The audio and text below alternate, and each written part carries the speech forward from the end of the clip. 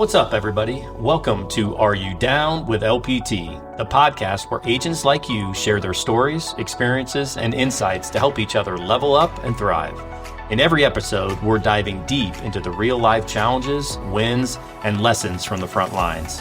Whether you're a seasoned pro or just getting started, this is the place to connect, learn, and grow together. So, if you're ready to get down with LPT and take your game to the next level, let's jump in. Welcome back to Are You Down with LPT? I am here with Jay Avant. Jay is, well, you had a really good year in 2026 and kind of want to talk about that. But I think, how long you been in real estate now? Be 4 years. 4 years? You turned 23 here shortly. Yeah, in a very few weeks. Soon. Yeah. I think 4 or 5 years. I met you at like 17. Yeah, I think you were still, at least when you sent me that email, you were 17. Yeah. I don't know when we...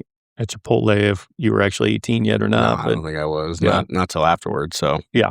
But you got into real estate and, maybe take us, let's just start there, talk about those early days in real estate, maybe challenges from the first couple of years. What did that look like? So I would say the first 2 to 3 years in real estate were a whirlpool of obstacles and confusion. I think it was just the education gap that I didn't understand how to be in sales. Was it because how you were trained? Yes. Yeah, that's it. It was college. Our main quote was burn the ships and just get out there. Burn the ships. Yeah. No, I would say, let alone, I didn't know how to be a salesperson, let alone how to be an adult, right? Yeah. So understanding and navigating through that was probably the toughest thing. And it's kind of hard to meet clients when you're 18 or 19 at the time and you're asking someone to invest $250,000 in you to trust you to do that. Yeah. Or in some cases, $1 million. Yeah, in some cases, $1 million. So I think my age was something that I really had to overcome. And the maturity level just wasn't there because I was still a kid, right? Yeah. And just getting still a kid. But I think the maturity level was something that I had to really work on. And knowing that in order to be successful, that it takes a lot of certain things to do every day. And I think that was probably the biggest thing. I wasn't locked in or disciplined enough. Yeah. I mean, you just had obstacles going against you when you're young, even now being almost 23, you're still young, and that's still an obstacle. Although I think you definitely matured and, even physically start looking like less of a little kid. I'm growing a beard now. Yeah, look at you. You got a little, I'm growing a beard now. Is that a beard? It looks more like you got some hair coming off your chin. It's connecting a little bit. It's almost connected. It's almost there. But that is a huge obstacle, and it's always difficult when someone gets into real estate to get going.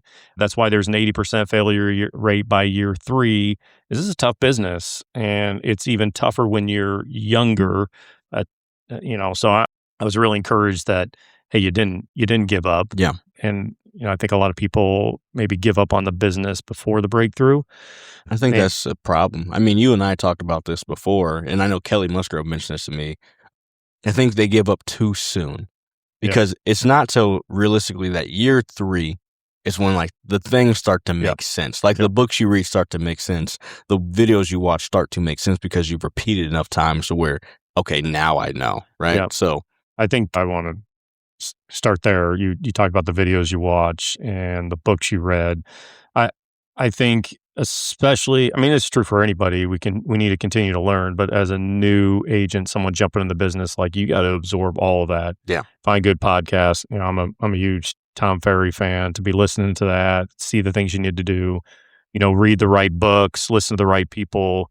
I think just absorbing all that is important. And certainly it was something that you jumped into. Well, that was because you gave me like a book list when I first started. He was like, hey, if you want, this is what I would read if I go back and do it over again. And I jetted through those books. And it wasn't until the second or third year where I actually, applied what I've learned. Because that's reading is one thing, but applying is too. And it makes sense what I need to do. Yeah. So that came from you. Yeah, we'll have to pull out that book list again someday. And somewhere down there. Yeah, go through it. Yeah. So let's go back 2025. You had a breakthrough year. You put 17 deals under contract in 2025. So talk about that jump. Yeah. What happened? What was the reason? What changed in your business? Yeah, I can probably articulate that really well. So from 2024, I think we did 5 deals or 4 or 5 deals, whatever that number was, to 2025, 17. I think the biggest, or the few things, I'll probably have 3, but one of the biggest things was time allocation.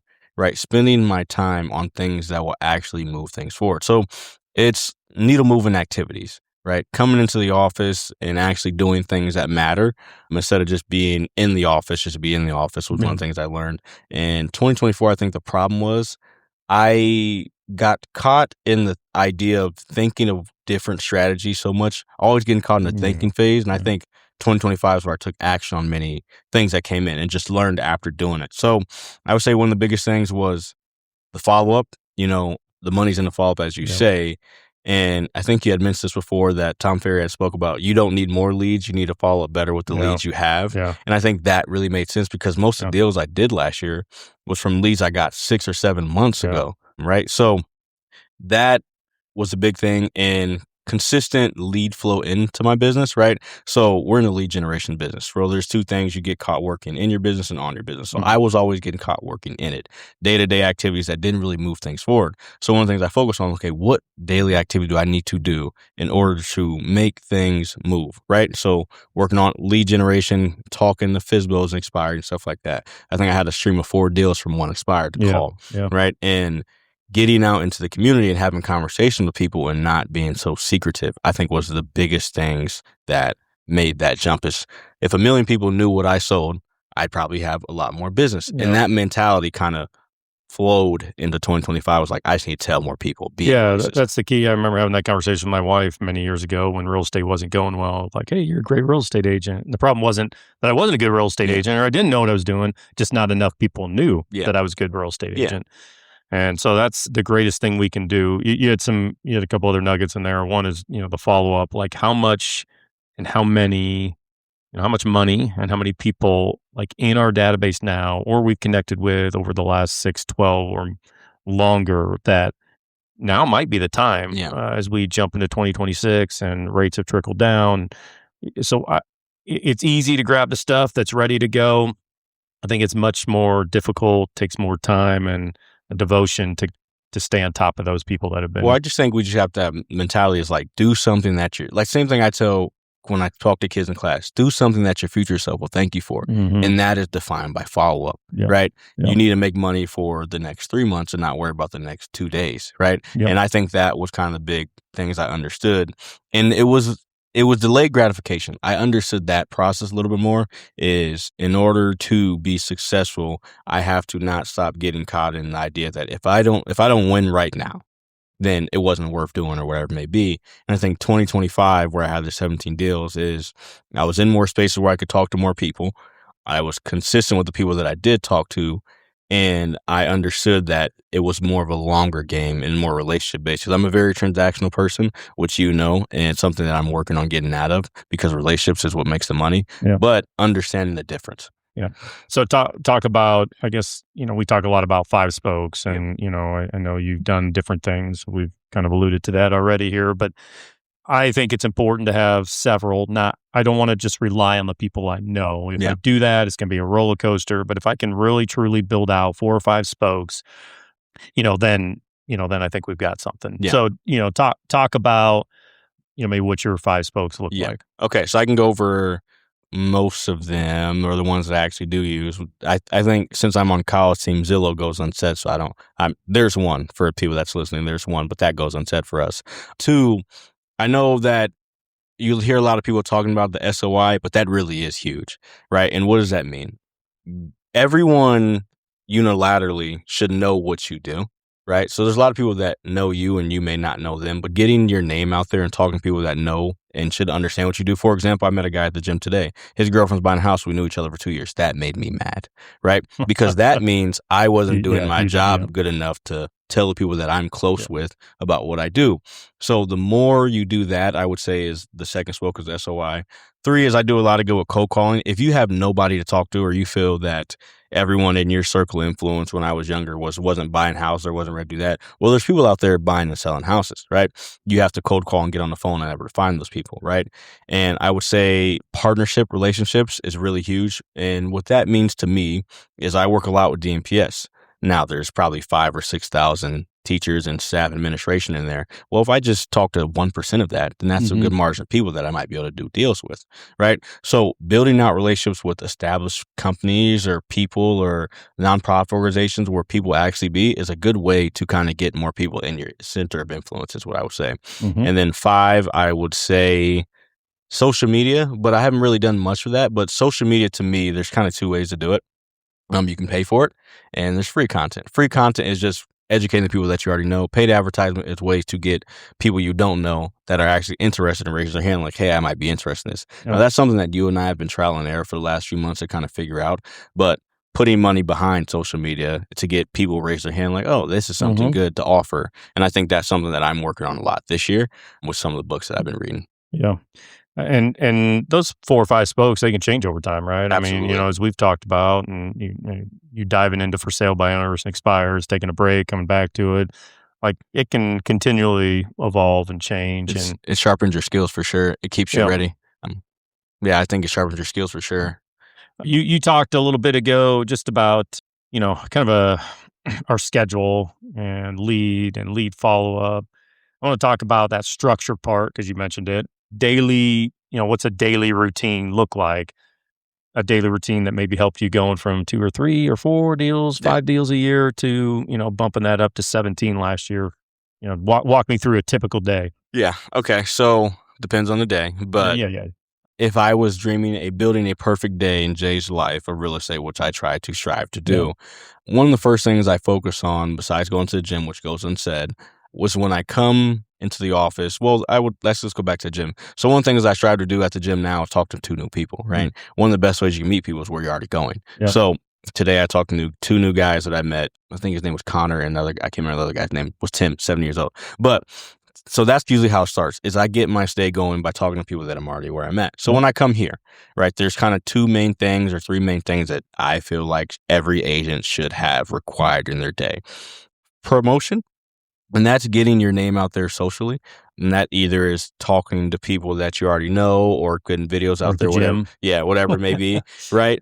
And then 2 is, I would say, lead generation. And this is probably the biggest focal point that I don't think we spend enough time on, is how are you getting new people in your business or getting new people to know what you do, right? Spending at least 1 to 2 hours a day on that alone, and that could be cold calling, that could be calling your sphere, that could be calling auction house or whatever you may do or whatever it may be, right? That should be a really big part because that is how your business keeps flowing, right? And then the second part or third part, is lead follow-up, right? So those 3 things should be required because that's required in my day. Promotion, lead generation, and lead follow-up. And then you can kind of build everything else outside of that. But without those 3 things in your business, I can't see how it would survive. Yeah. And I think you should be doing those things, at least Monday to Friday every day. And I would, if it's not in your calendar, it doesn't exist. So put in your calendar and maybe put in your calendar twice, maybe in the morning, afternoon, because all of a sudden things come up in the morning, you can't hit it. You still got it in your calendar. But you need to be doing that 4 or 5 times a week to build your database, follow up with your database, follow up with your leads. That's a huge part of, I think sustainable success in this business. Oh, I was listening to a Tom Ferry podcast yesterday, thanks to you. Yeah. I would say something else that is really good, and I think I get this from you the most, is we talked about this a little bit earlier. Well, the thing separating successful agents from unsuccessful agents is knowledge and skills. The education gap is just wider than you would like it to be. And I think the way you get to that point of being successful is when you know how to do it, right? And one of the biggest ways you can do that is spend time educating yourself. So one of the things you see Kyle do a lot, and if you're around him every day, you'll know this, he doesn't really listen to music. He listens to books all the time, right? So spending time at least every day educating yourself. I think there was a stat that said if you spend 15 minutes a day working on something new, you'll be 1% of whatever that may be. So spending devoted time to educate yourself on how to be a better agent is one of the biggest things. Education and working on your skills. And skills come from reading and learning more. I would say doing those few things every day is very key, especially when you're starting out, because you got to hone in on your skills. You got to keep going. And that goes from education from other people. So Tom Ferry, I was listening to something, I got something from him. There's a website called We the People, right? And it helps generate content. Neil Patel owns it. And it's really, really good. So And I wouldn't have learned that if I didn't spend time learning and educating somebody that's been doing it for a long time.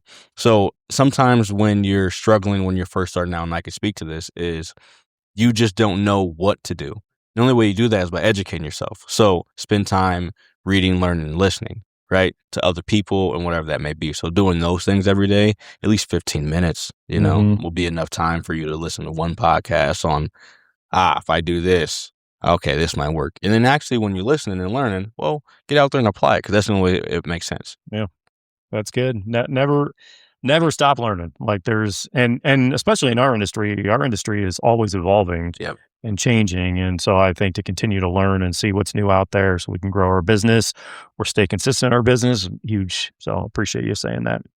One of the things that I think has evolved for you a little bit is how you look, not just this, this beard that's filling in ever so slightly, but in how you dress. Yeah. You're not wearing a suit today, but you do have a tie. Yeah. You're looking sharp. Yeah. When did that change and why and all that good suit? Why the suits? Yeah, well, I'm not wearing a suit today because the one I wanted to wear, I actually spilled toothpaste on it this morning. So there's that. Got to take that dry cleaner. Right. So suits, I think that came maybe late 2024, 2025. Well, there was a few people I talked to, Ted Granquist and your dad. Your dad used to have these stories about like when he wore a gold jacket every day. Yeah, he was a Century 21 guy for a long time. So they wear a gold jacket. Yeah. And then I was thinking about it for a second. So I think Ted Granquist was kind of telling me after COVID things changed, and it didn't really mean nothing to me because I wasn't. Right. Yeah. So he said before that, every day you'd wear a suit. It was kind of required, right? That was like the thing that's required to be an agent. So I had thought of that. It's like, okay, why can't I do that, right? So when I was so young, if dressing the part made up for the lack of inexperience in someone's first, because you can never meet someone twice, right? Yeah. So when I show up in a suit, even though I look really young, I have a baby face, but he's dressed like he knows what he's doing. Well, that kind of took off the weight of the not knowing is, do I trust this kid? Because when you wear a suit in business, sometimes that kind of authority and trust comes with the suit and tie, right? So most people would trust me more and be like, okay, he wears a suit. This looks kind of expensive. He might know what he's doing. That kind of was a thing I really want to do. And plus, I think when I wore a suit, it made me feel like I was a businessman. Yeah. Like I felt like, okay. Confidence grew. Yeah. It was all encompassed in the suit. So I would say dressing the part, showing up for yourself every day, because this is a job, right? You are working, right? Even though you're working for yourself, if you went to Walmart, you have a uniform. And the suit became my uniform every day to become, it's like an alter ego. Like when you put on the suit, you feel like a really good, strong, and confident young man. So that's why I wore it. And plus just hearing stories from experienced agents who said back in their day that was the standard. I was like, okay, well, why don't I get back to that? People will take me more serious if I do that. And that's kind of how I felt. Yeah. And I still feel that way, because the first thing somebody says about me is like, you don't see young men wearing suits like that. Yeah, that's nowadays. right. Yeah. And it's just like, that separates me. That's what you get a lot of comments, I think, on top of that, right? And you look good. Yeah. You look good. Yeah. Sharp. And it's like the slightest edge. Remember, we went down to LPT event and the guy with a bow tie, right? Yep. Everyone knew him because he wore a bow tie. Yeah. So hearing that took to the next level. It was like, oh, so something that little is because wearing a suit became my brand. Like that's when people know me. That's the young man that wears the suits. So it became a part of me. And I think hearing that bow tie story down there at LPT event, if you haven't went to one, you should really go. Yeah, it's really good. FallCon coming up. That's where we were last year. There's a good no pay promotion. Yeah. Shout out. I don't get anything for it, but So I think just it helped me build a lot of confidence, and it built more confidence in myself, but also in my clients. Yeah. Right. So I think those are probably two main reasons. So go buy a suit. Go buy a suit. We had a little bet, some sort. Yeah, right. What was our bet? So Kyle is a very generous man, because I don't know if I wasn't looking for that. I don't know if I'd do this myself. If it was she was on the other foot. So what had happened was we were sitting. I think we were sitting in West Des Moines or wherever we were at the time, and I said, if I hit my sales goal, would you buy me a suit? Yeah, Jay's not afraid to ask. Yeah, so I will say that too. Well, you get used to it. So like I was like, if I hit my sales goal, would you buy me a suit? At first it was like a little bit of joke, and then I was like, okay, let's really do this. And I had hit my sales goal, thanks to his help and his guidance. But yeah, I got it because I had asked, right? Yep. You don't know what someone will say no to unless you ask, right? So I just had asked him. I was like, if I do this, he had seen that I start wearing suits more, and he's like, he actually kind of cares about it, and he invested. That suit should be coming here soon anyways. Yeah, it should. But yeah, it was a bet that if I hit my sales goal, I would get a suit. But I think one of the biggest things that I like about learning from Kyle is having someone that supports you and is willing to invest in you, right? Whatever, how much it was, I don't know the price, but we'll find out here shortly. I don't know that I know the price yet. Yeah. So it's just, but considering what you were going to pay for that vest to go with it, I think it's Vest was, oh man, I don't know why I said yes to that, but yeah, it's good to be around someone like a mentor. I speak about this all the time.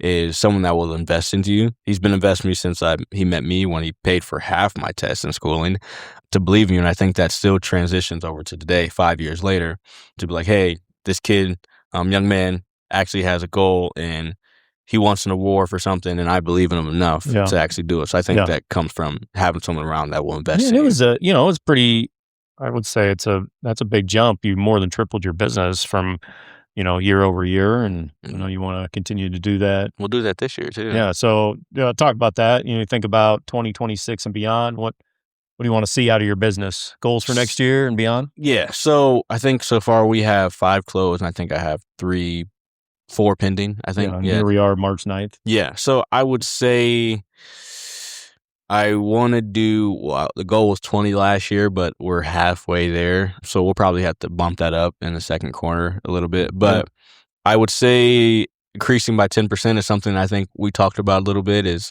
more incremental increases over a long period of time is what you want to look for.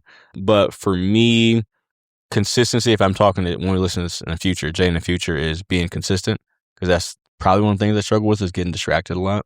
But consistency, and one of my goals is to not only learn Spanish, but to be more thorough and build better relationships with my clients, along with selling a lot more real estate and establishing our scholarship foundation. Yeah, I think those are big goals and great goals to have. I think as you have developed these habits and you follow through with the habits, like that growth is going to happen naturally. You got the Pinnacle Award last year. I think we had 6 agents hit that, 6 or 7 agents hit that Pinnacle Award, where you increased your business by over 50,000 GCI. And, given you're already at 9 deals this year, and we're, 60, 70 days in, fifth of the way done with the year, you're tracking well to, maybe even do that again. So yeah, well, with your guidance and your guidance, I appreciate the shout out. I think, well, it's not a shout out. That's the truth. I wouldn't have sold $1 million house if I wasn't with you.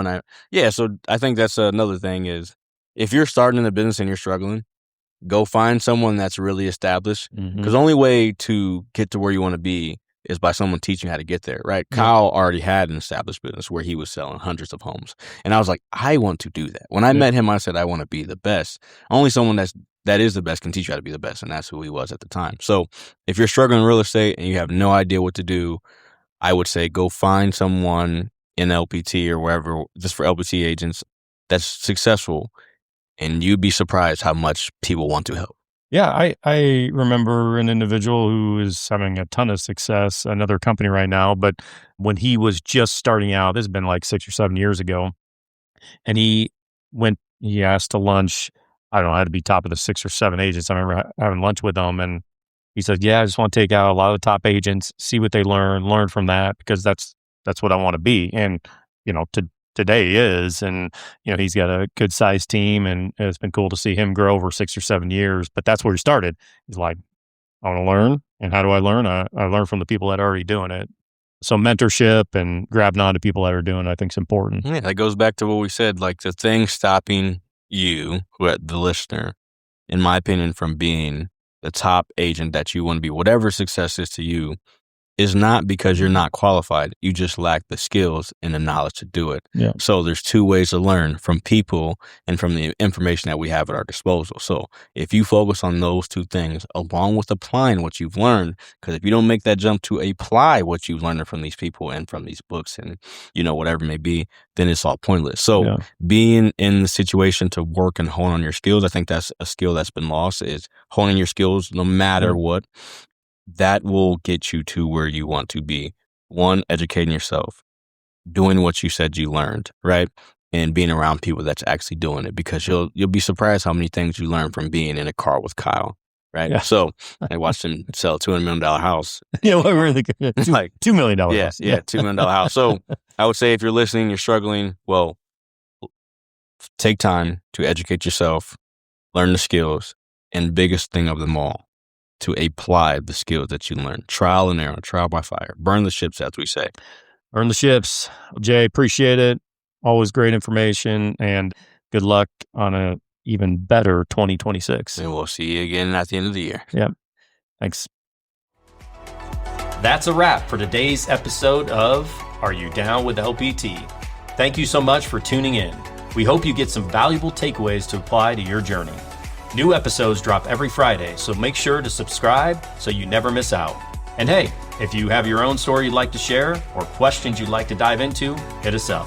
Until next time, stay down with LPT and keep leveling up. Catch you in the next one.